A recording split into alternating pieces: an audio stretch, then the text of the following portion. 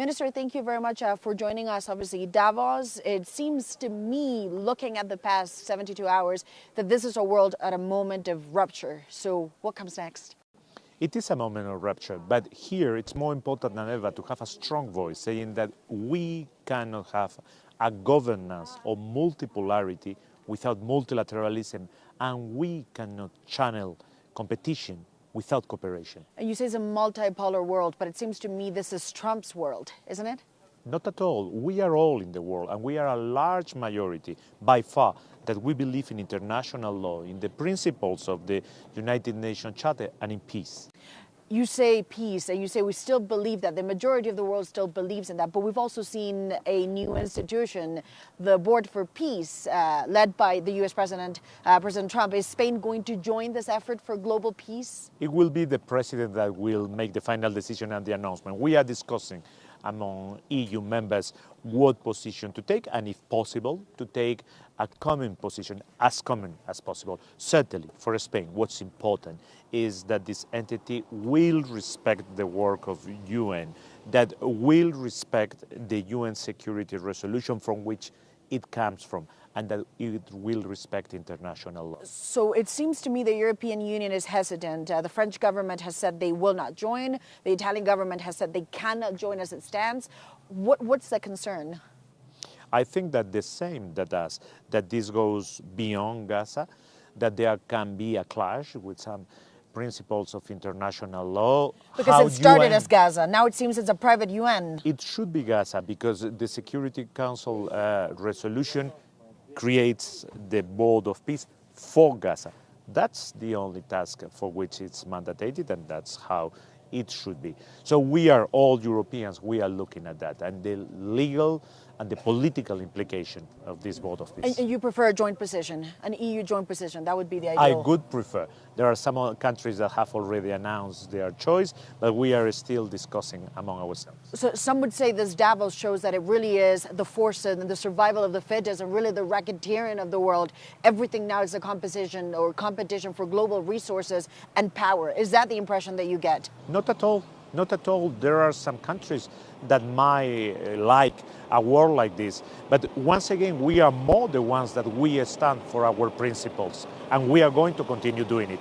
But when you see this whole context of a global race for resources, for rare earth, when you see President Trump saying we are the strength of the world, does that not tell you the world is changing now in a way that perhaps is not compatible with those values? Certainly, there are countries that think that war or the threat of the use of force, it's another tool of foreign policy. But once again, as Europeans, our responsibility, it's even greater than before. We have to stand strong on our values. And our values are those of democracy, of international law, and defending peace. But values is not a strategy. So what is a strategy for Spain and for Europe? If you say we are the alternative and we can present a better alternative, what is it? Values are the core of what we are as Europeans. If we lose our values, we renounce to be ourselves. Now it's more important than ever that our security, our well-being remains in our hand. We have to remove the last obstacles of the single market to be even stronger economically. We have to tell everyone that we have the instruments to deter any coercion, whether it comes from trade or from the economy. And we need enterprises that can be in competition everywhere in the world, including in the digital world. And finally, we need the security, the European security, the deterrence in our hand. So we have to start to move towards a European army. Towards a European army? Absolutely. And what would that look like? Because it's been pitched in the past and rejected every time. Why is this time going to be different? It was at the very beginning of our founding fathers. It was rejected. In the 50s, we were very, very close to do it. Europeans are willing to die for Europe? Certainly, if we want to continue being a soil of peace in which no one can bring war or no one can use coercion on us, either the threat of the use of force or trade coercion, we need to have the deterrence in our hand. And we need also a first coalition of the willing on European security. Secondly, an integration of our industries of defense. And at the end, a European army. The United States has really bullied, now that you obviously talk about solidarity, it has really bullied the Danish government over Greenland to the extent that they said, if you don't sell it, we're going to put tariffs. It seems he's now walking away from the tariffs, but how is that acceptable? The scenes that we've seen over the past 2 weeks, is that an acceptable way of doing things? Certainly not. Certainly. And still, there's a deal by NATO. He won. The pressure on Denmark and on Greenland must stop. Spain has been very clear since the very beginning. The future of Greenland belongs to the people of Greenland and to the Danish people. And the people of Greenland have said it very clearly. They want to remain as a part of Denmark. They want to remain as a part of an EU member state. And have you heard any information, Minister, about what this deal entails over NATO? You are an ally of NATO. Denmark is too. I suppose you would want to know what is it that NATO has worked out with the U.S. president. Do you know anything about this? Well, it's not NATO, it's the Secretary General of NATO. But he is talking NATO. to one of the allies. We are all NATO. Of course they are NATO, of course. And it's normal that the president of a country talks to the Secretary General of NATO. The president of Spain has talked in bilateral. We all do it.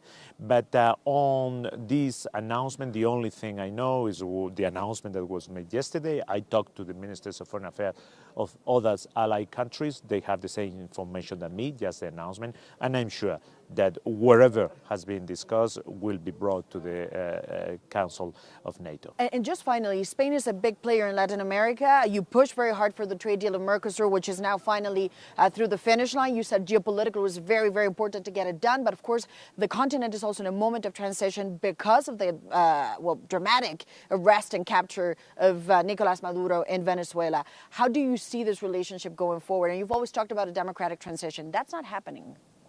Certainly, Latin America is the closest region to the European Union, and we have all to win to be together. Mercosur, it's really, really good news.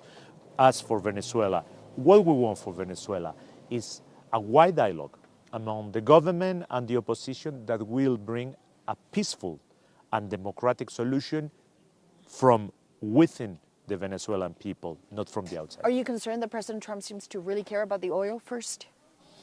The oil and the natural resources of Venezuela belong to the Venezuelan people, and it's a part of their sovereignty. That must be part of this broad dialogue among Venezuelans as well. And just lastly, Spain was very outspoken when it comes to Gaza, and you were very outspoken about the idea of the two-states solution.